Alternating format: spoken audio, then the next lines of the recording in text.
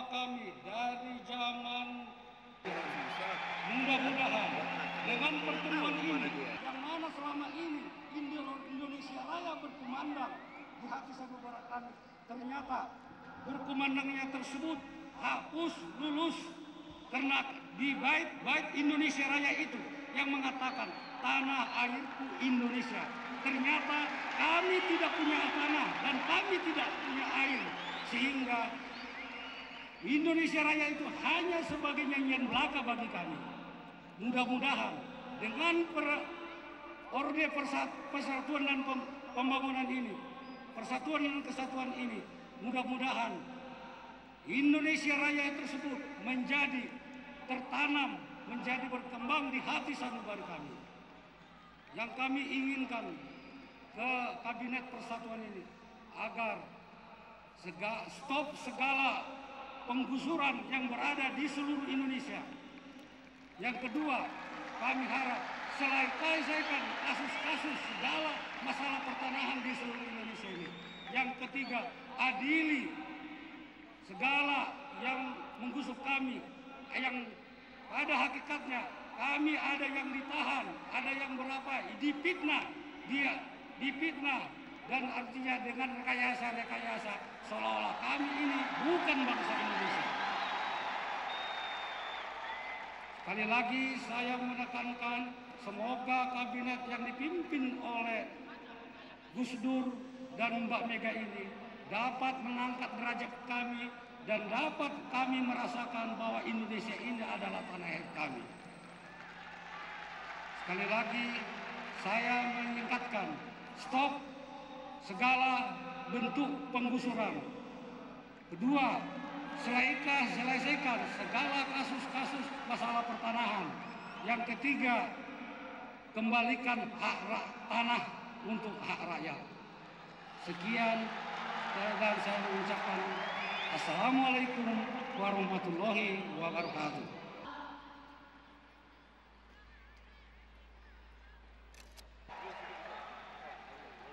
Saya tukang beca dan saya minta supaya Perda 11 itu dicabut, sebab Perda 11 singgawe sengsara ning rakyat, selalu gue kita kayak ditekek, diajar lan dikaniaya, makanya orang bisa kayak batur-batur, akhirnya kita sengsara. Maka sekian kita merubah nasib, nengin Jakarta, kepengen supaya kayak batur. Bapak Presiden dan Ibu Wakil Presiden harus melihat ke bawah kepada kita rakyat kecil ini sebagai penarik beca. Dan teman-teman kita juga minta menghapus Perda 11 tahun 1988. Supaya pedagang kaki lima, pengamen, dan tukang beca supaya bebas dan diatur oleh diri kita. Maka dari itu, saudara-saudara tukang beca yang selalu dikejar-kejar oleh kantin dan selalu ditipu, dibohongin, katanya di sana ada garokan, ternyata tidak ada. Akhirnya beca itu digarok dan dijual belikan kepada yang lain atau di daerah yang lain. Mulane semono Bapak Presiden dan Ibu Wakil Presiden, berhubung kita wong kampung, wong awam, kadang-kadang bisa bahasa Indonesia dan kadang-kadang bisa bahasa Jawa. Cukup sekian dan terima kasih. Ibu dan Bapak Menteri Kabinet diakhiri. Bapak Gus Dur dan Ibu Megawati yang saya hormati, Bapak Menteri Kabinet Persatuan Nasional yang saya hormati, serta rekan-rekan buruh dan komunitas miskin kota Sejabotabek yang saya cintai. Perkenankanlah, nama saya Setiono, Ketua Serikat Buruh Jawa Jabodetabek ingin menyampaikan isi hati buruh kami kepada Bapak Presiden. Namun sebelumnya perlu diberitahukan bahwa Serikat Buruh Jabodetabek adalah serikat buruh yang dibangun oleh buruh-buruh sehingga seluruh pengurusnya terdiri dari buruh-buruh yang masih bekerja maupun sebagian kecil buruh yang sudah ter-PK oleh pengusaha. Serikat Buruh Jabodetabek dalam mengorganisir buruh tidak atas dasar sektor maupun keahlian tertentu, tetapi atas dasar wilayah. Hal ini kami pilih karena kami mengantisipasi sistem pemerintahan yang sentralistis menjadi sistem pemerintahan yang desentralisasi. Dan kami lihat bahwa sektor-sektor satu dengan yang lain ternyata juga tidak ada bedanya. Serikat Buruh Jabodetabek berdiri tanggal 11 Oktober 1998 di Jakarta, namun hingga saat ini memang kami belum mendaftar ke Departemen Tenaga Kerja Republik Indonesia.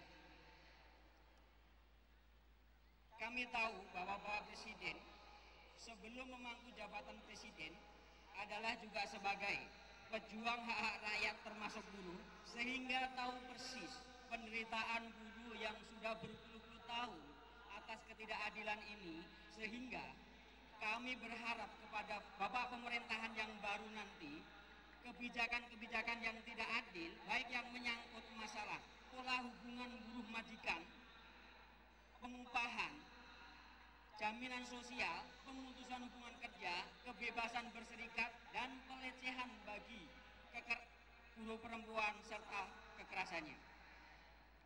Ada 4 hal yang perlu kita sampaikan kepada Bapak Presiden. Pertama adalah kebebasan berserikat. Bagi buruh, kebebasan berserikat adalah hak dasar.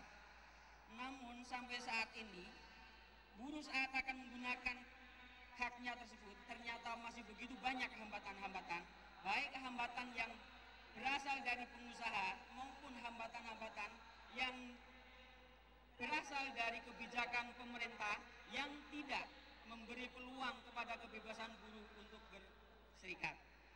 Misalnya, agar dibiarkanlah buruh untuk mengorganisir diri sesuai dengan keinginannya, sehingga Departemen Tenaga Kerja kalaupun akan menggunakan pendaftaran itu hanya bersifat administrasi. Maaf Saudara Setiono, boleh tolong diperpendek. Yang kedua adalah pengupahan. Agar kebijakan pengupahan yang berlangsung selama ini, kalaupun ada pengupahan sistem upah minimal, maka atas dasar kebutuhan hidup layak, sehingga kebijakan-kebijakan ke depan akan lebih adil terhadap buruh. Yang manajemen tertinggi ternyata 1:224 itu suatu ketimpangan yang sangat dasar sekali, sehingga kami minta segera diakhiri. Yang ketiga, masalah pemutusan hubungan kerja, agar buruh diberikan hak bekerja sehingga tidak terlalu mudah pengusaha mem-PHK buruh lewat peraturan-peraturan yang diberikan kemudian oleh negara untuk mem-PHK buruh. Karena bekerja adalah hak, sehingga tidak begitu mudah dirampas. Yang keempat adalah buruh perempuan. Pelecehan dan kekerasan terhadap buruh perempuan masih terjadi di mana-mana, sehingga sudah selayaknya segera diakhiri. Karena kekerasan terhadap buruh perempuan itu sangat tidak berkemanusiaan. Demikianlah Bapak Presiden, segala Kebutuhan kami sehari-hari sangat berat. Karena apa? Karena semakin meningkatnya harga-harga sembako. Dan juga balita-balita kami banyak yang kurang gizi karena tidak mampu untuk membeli susu yang mahal harganya. Dan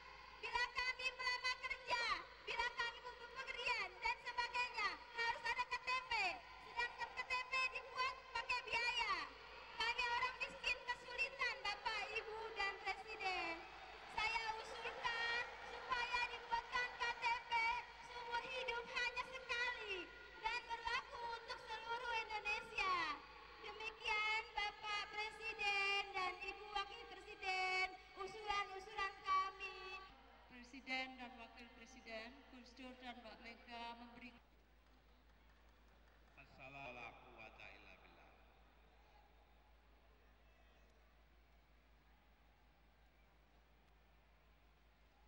Saudara-saudara pemrakarsa acara ini serta para hadirin yang terhormat, Ibu Wakil Presiden beserta para menteri dan Bapak Gubernur, saya berada di sini rasanya kumpul kembali dengan teman-teman lama. Karena memang dulunya saya sering ikut dengan Mbak Kati Lengkong ngurusin para pemulung. Jadi karena itu merekalah yang merupakan korban dari apa yang disebutkan tadi sebagai proses sosial yang memiskinkan rakyat di perkotaan. Ini adalah masalah kita semua, bukan hanya masalah Anda saja. Ini adalah masalah yang menghantui kita, karena kalau kita tidak berhasil mengatasi masalah ini, maka kita tidak dapat disebut sebagai bangsa terhormat. Kita akan tetap menjadi bangsa kere. Kita akan tetap menjadi bulan-bulanan orang lain, dan terutama bulan-bulanan teman kita sendiri. Karena itu, saya melihat bahwa masalah kemiskinan, apakah itu di perkotaan, apakah di pedesaan, adalah sebuah proses sosial, sebuah proses ekonomi, sebuah proses peradaban yang harus kita tinggalkan pada saatnya nanti. Tetapi hal ini tidaklah gampang. Karena apa? Karena kita berhadapan dengan tuntutan yang berlawanan. Kita lihat seperti tadi ada kecurigaan besar kepada peraturan daerah tentang penghilangan becak. Terlepas dari sejumlah kelakuan para pelaksana peraturan itu, tetapi penghapusan becak sebenarnya bertujuan mulia, menghilangkan kemiskinan. Justru Anda yang ingin melestarikannya. Saya dalam hati kecil saya, jangan ada becak lagi, manusia kok kayak kuda.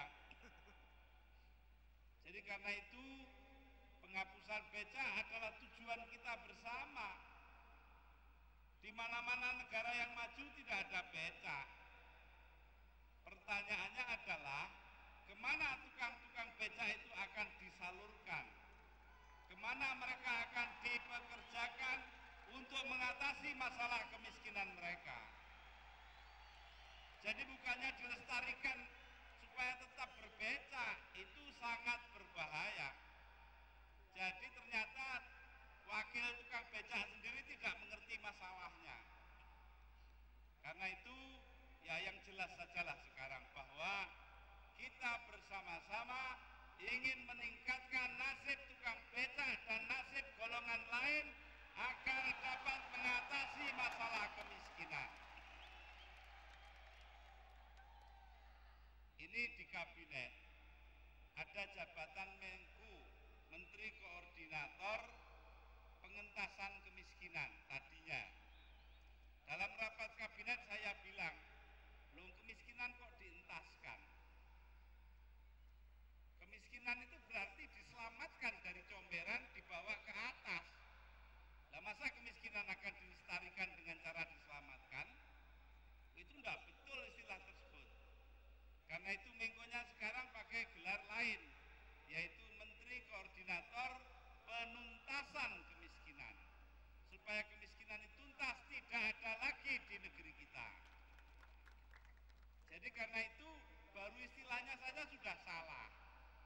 Bagaimana dengan polisi atau kebijakan pemerintah untuk menangani masalah ini?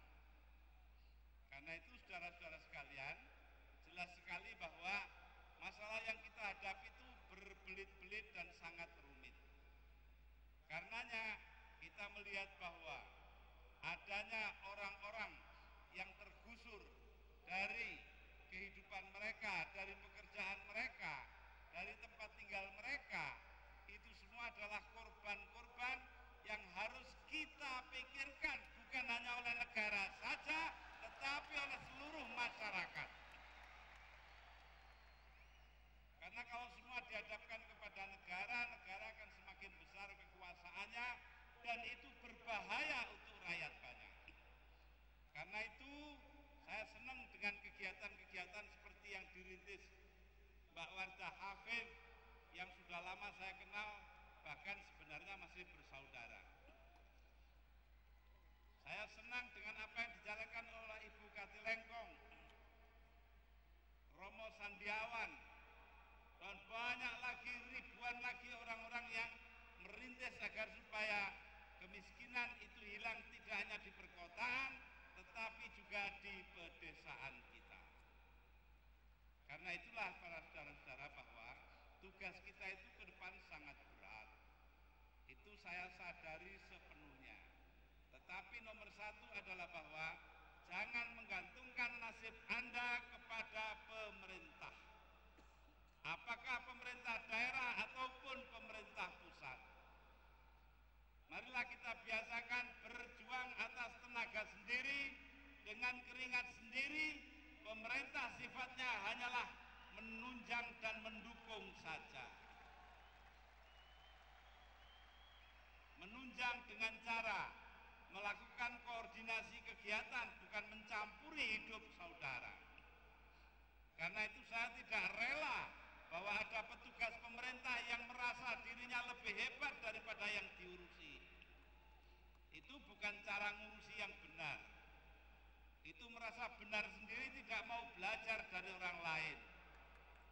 Tetapi ini berarti pula bahwa Anda semua juga harus belajar. Harus belajar bagaimana mengatasi masalah kemiskinan, apalagi kemiskinan struktural, yang saya yakin sebagian besar dari Anda ini tidak pernah memperhatikan. Jadi karena itu, marilah kita bersama-sama berikan masukan kepada pemerintah. Dan sekarang ini gampang saja. Siapa yang mau kasih masukan tinggal tulis. Kalau tidak bisa, wakilkan kepada Mbak Wardah, ditulis nanti sampaikan kepada saya. Kalau Mbak Wardah tidak mau, tinggalkan saja. Jadi karena itu mengurusi orang miskin itu tidak gampang. Tidak cukup dengan slogan-slogan, dengan semboyan-semboyan, dengan usul-usul yang setengah mateng. Haruslah disertai perembukan kedua belah pihak, pemerintah dan swasta, termasuk juga dengan para penyandang dana yang saya tidak tahu apa datang apa tidak hari ini. Jadi dengan demikian kita belajar satu dari yang lain untuk mengatasi masalah kemiskinan yang menghantui negeri kita. Apalagi masalah kemiskinan ini sangat menurunkan derajat bangsa kita. Karena itulah saya berharap bahwa Anda memberikan masukan yang lebih banyak kepada pemerintah, tapi juga Anda harus sabar, karena sebagian besar Anda beragama Islam. Anda harus ingat bahwa kesabaran adalah bagian dari cara-cara kita untuk mengatasi permasalahan. Kesabaran diperlukan dalam keadaan kita yang tidak menguntungkan untuk kita tetap berada di garis perjuangan mengangkat derajat rakyat yang miskin. Sedangkan kemiskinan itu sendiri masih harus dimengerti lebih jauh. Karena kemiskinan tidak hanya ada yang jadi tukang becak,